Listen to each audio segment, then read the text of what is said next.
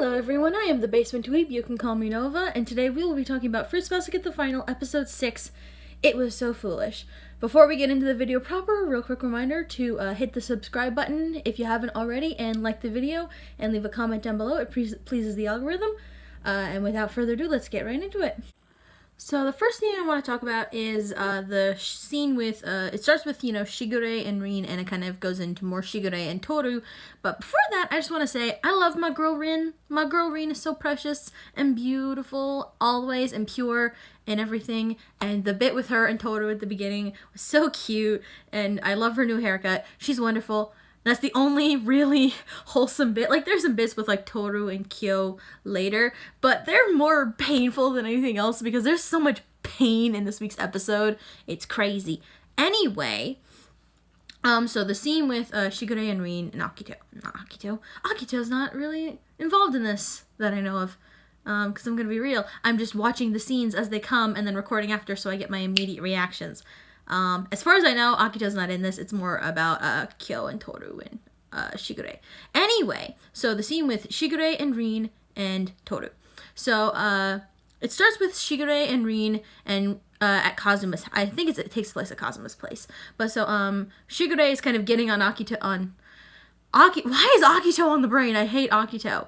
I'm talking to Rin, talking to Rin about how she's really dumb for trusting Ren and saying, oh, the curse will break on its own.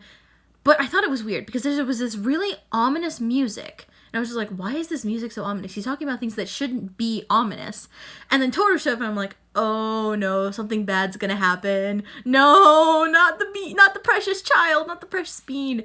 And so at that point, Toru's like, no, eventually it's not good enough, because she's worried about Kyo being locked up. But she can't say that a lot because she doesn't think the rest of them know. And then Shigure is like, oh yeah, no, we know that that Kyo's going to be locked up. We know, but we're not going to do anything because that's the purpose of the cat. And then it flashes to Toru, and her eyes, she has the Fruits Basket dead eyes. And I'm like, at that point I paused, and I kid you, I screamed at my computer. I was like, Shigure, no, stop. Right now, before you hurt the child, before you hurt the precious any further, please, no. But, obviously he did it, because that's not how Shigure do, unfortunately. He kept going, and rubbing salt in the wound, and then, it flashed to Toru 30 seconds later, and she's crying at this point, and that was the point at which I wanted to punch this man in the mouth, because, yeah, I was mad. I was very mad at him because I'm like, you did the unforgivable. You made the precious being cry. I will end you. And he, even after he made her cry, he kept going until eventually Toru just kind of puts her hands on his chest and, calls his name to make him stop. And then, wonder of wonder, he goes, hey, are you mad at me? And she shakes her head no. And I'm just like, you precious child, you precious forgiving child. You should be mad at him. He deserves it. He's acting like a freaking jerk. But whatever. I respect it. And then a little bit later, he's like, Shigure still doesn't stop. And he's like, hey, why is it, eventually not good enough, do you love... Well, he gets halfway through saying love, and then Toru leaves. Because she does not quite ready to confront that yet. Yeah. And that goes nicely into the next scene, which I will be talking about now. So the next scene that we're going to be talking about is the scene with Toru. It starts with Toru and then Kyo comes in a bit later. But so it's Toru kind of thinking to herself after she leaves Kazuma's house. And it starts with a question that Rin said to her back in season 2. It is, what's most precious to you? And Toru says in her head, I should have answered my mom without thinking, but I couldn't. What came to mind instead was... And then it shows a picture of Kyo, and I'm just like, yeah, because you love Kyo, because Kyo is here. Kyo is present. Kyo is alive, and Kyo can be with you. As sad as it is, your mom can't be with you anymore. That's why you didn't think of her first. And then she kind of just goes into it thinking, why? Why didn't I think about why? I shouldn't have... I made a promise, and I meant it, and she had promised that she would always put her mother first in her heart, because if she did that, then she'd be able to remember. And then she said something that really struck a chord with me, that really hit me. She said, I can remember the promise we made, always together. And I'm like, That sounds like some Akito shit right there. That is fascinating. And it really fascinated me. I'm like, there's more parallels between Toru and Akito than I thought. They both have their shackles. But the way I really think of it is Toru is kind of Akito's inverse, if that makes sense. Akito shackles the Zodiac members to herself. Toru shackles herself to the memories of her mother because she is terrified of forgetting her mother. She feels like if she forgets her mother, it's almost like she's betraying her mother's memory, and she feels like she can't love someone else because if she does, then she'll forget her mother, and if that happens, she doesn't know what she'll do. She doesn't know how to cope with it. She doesn't know how to cope with the death of her mother sorry. All over the place, emotions are high. She doesn't know how to cope with the death of her mother without loving her first in her heart. And because of the fact that she's loving Kyo, and it's currently it's the anniversary of her mother's death. It's this week in the show. And right now she's, got all this grief popping up, and she's realizing that she's starting to love Kyo more than her mother. And because of that, all this grief and stuff is coming back up to the surface because her mom only died 2 years ago. Her mom died 2 years ago. And in the grand scheme of things, that is not a lot of time. Her mother died very recently. In my opinion, 2 years is not that long ago. If someone died 2 years ago, they died pretty damn recently. Especially when they were basically the only nice family you had. Like, her dad died when she was a kid, so she doesn't remember him hardly at all. And she loved her mother so much, and she died 2 years ago, and that is still, again, very recent.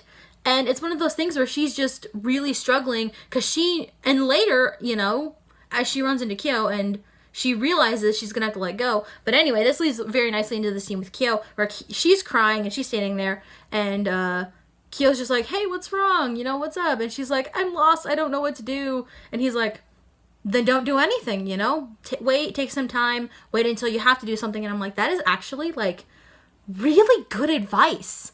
Because if you don't know what to do and you do the wrong thing in a panic, it's going to do a lot more damage than if you just do nothing. If you wait and do the right thing, that is going to do a lot better than doing something if it's the wrong thing. And, he's like, hey, it's okay to cry, and kind of pats her head. And she's like, I'm sorry, I know it's selfish, but I want to stay this way a little longer because I know eventually I will have to do something. And when that time comes, I think I know what I'm going to let go of.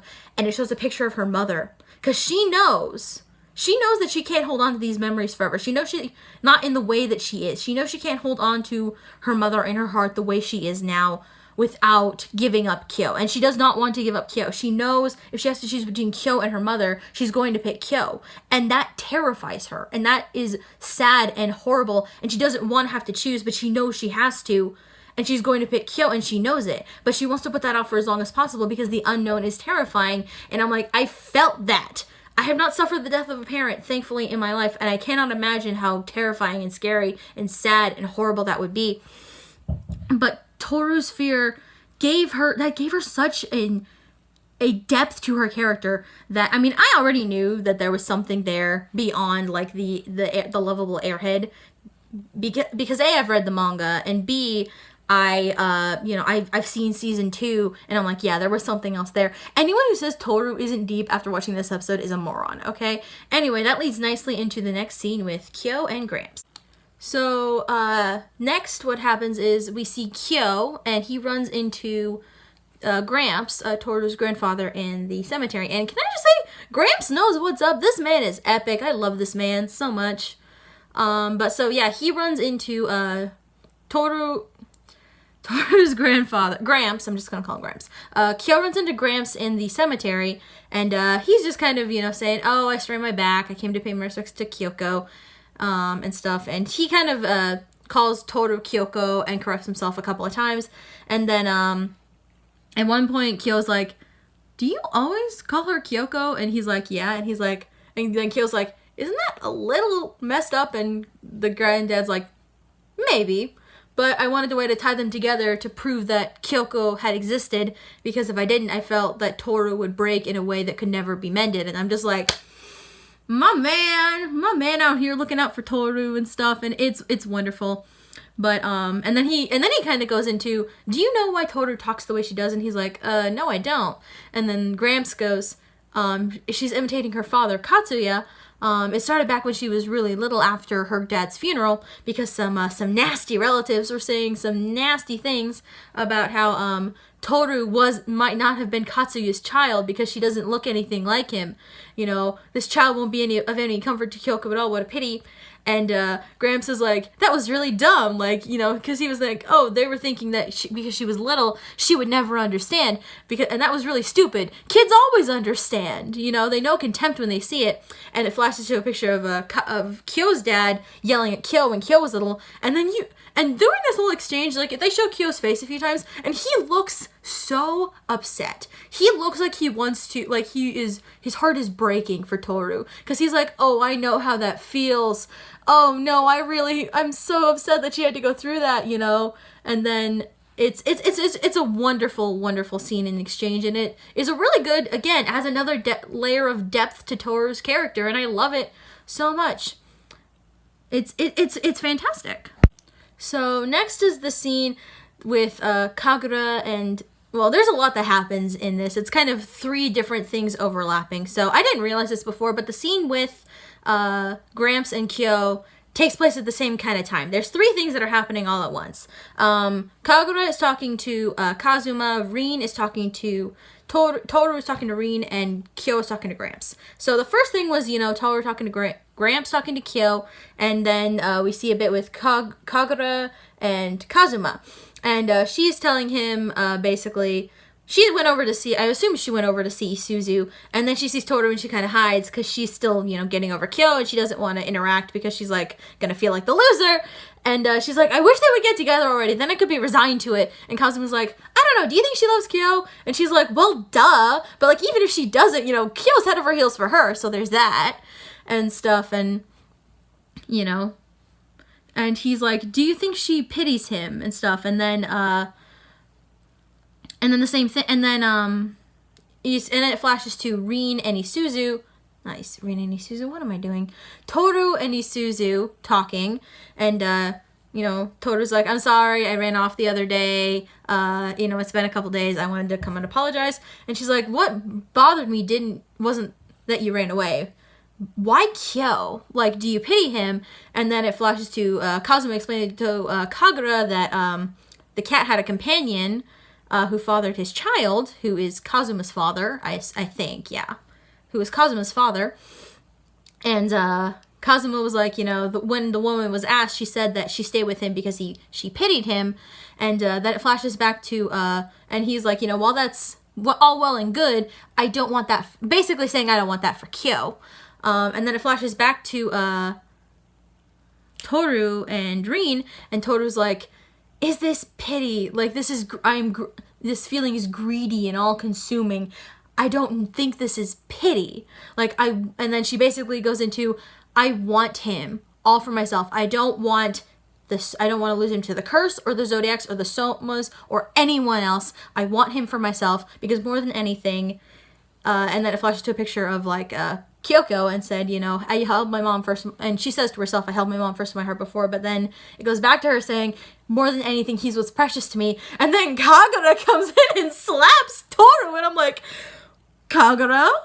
Why? And then she's like, you idiot, why are you saying that to her? You should be telling him! And stuff, and I'm like, I mean, I don't like that she slapped Toru, but she's not wrong, though. Like, anyway. But so, yeah, and then it flashes back over to the graveyard, and it flashes to, Kyo and Gramps again, and Gramps is saying, you know, you know, Toru was so sad, and Kyoko, her father was dead and her mother was withering before her eyes, and, you know, she was talking to me, and then it shows, like, a young little baby Toru saying, where did mommy go? Is mommy going away? She seems sick. Daddy went far away. Is she going where daddy is? You know, is she sad that I don't look like daddy? If I look like dad, will she stay? And stuff. And it's so, and then it goes into a scene with Kyoko and Kyo when Kyo was young, talking to because apparently I forgot that this happened, that they used to go, it was, well, like, I knew, but I kind of hadn't really thought about it for a while. In the back of my mind, I remembered Kyo and Kyoko had met when he was younger, when he was like 5, 6, 7 years old. And it shows him monologuing, and then it shows Kyoko saying it started then, Katsuyo, she sounded exactly like him. And it shows Kyo, and then Kyo starts talking and says, one time Kyoko has to stay out really late for work, so I thought I'd sneak over and get a peek at her. And then he saw Toru sitting there alone, and he's like, I wonder, was that lonely girl that I saw, is that the real Toru or what? And the next, I think this is next segment's going to be the last one, but, yeah, next one's going to be a doozy, let me tell you. Okay, so the next scene is the scene on the roof with Toru and Kyo, and pardon me, my heart can't take much more of this fruits basket nonsense. It's so good, but it's at the same time my heart just goes nuts. Anyway, so Kyo comes home from the cemetery. It's around sunset at this point, I think, because the sky is all orange and stuff, and it's very pretty. But so Kyo comes home and finds Toru on the roof doing laundry, and he asks her, "Hey, what was your dad like?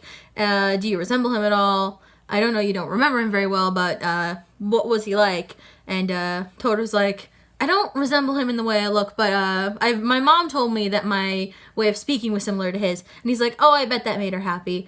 And then Toru goes, "Actually, that's a lie. I'm nothing like him. I started imitating him to basically." She goes on this long, emotional, tear-filled rant, tirade. I don't want to use the word tirade, but she kind of gets all this out because she's been probably stewing on this for a while. So she kind of gets it all out there. She says she made her dad out to be the bad guy in her head because she was worried that he was going to take her mom away with him. And so she's like, okay, I'm going to imitate him, and she's going to, so I wouldn't see some difference. So my mom will want to stay and want to live and not want to die. And then she goes on this long emotional rant about how she's horrible because she's, been lying to her mother this whole time and, been faking it because she was selfish and wanted to keep her mom alive and everything. And she was horrible because of it. And Kyo was just like, this girl in front of me who I love more than anything in the world, was, a little kid. And what she did was, she must have thought it over really hard, and, what she came up with was absurd and silly and foolish and completely off the mark, but it was what she had. It was the only thing that she could think to do to keep her mother alive and everything. And I should mention that Toru is aware that her dad was not a bad person. She says specifically that she remembers his kindness and the gifts he gave her and all of that. But so Kyo is thinking, it was so foolish watching her stubbornly keep at it. It was foolish and it made my heart ache, and he kind of half hugs her like around a sheet.